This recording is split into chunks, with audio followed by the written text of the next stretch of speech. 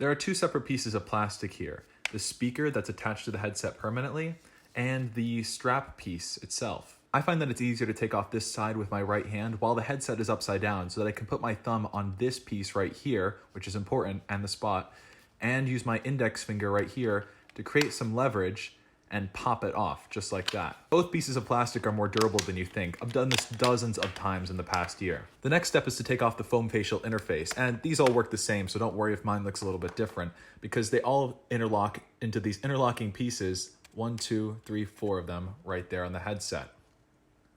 This is highly durable as well.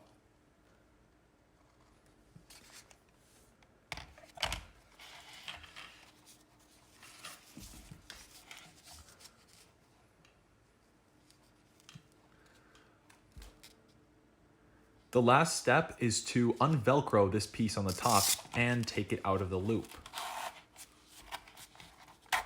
Be careful not to scratch your lenses too much when you're rubbing it by there. Now you're probably taking all this stuff off because you want to attach something back to it, which can be tricky as well. So let me show you how. The first step is to put the Velcro piece back through the loop. You can attach this anywhere because you can adjust it to your head later. Then go ahead and put on the foam facial interface again with all of its 4 clicks.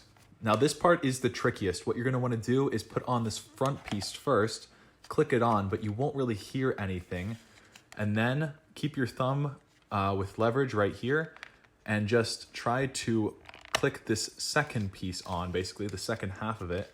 And now it is on, it's good to go. Same thing for the other side, just go ahead and pop that on and then give that a pop on as well. Subscribe to me, Gamer Reality, with this pop-up link on the screen so that I can keep paying to buy these things that I've broken 2 of now.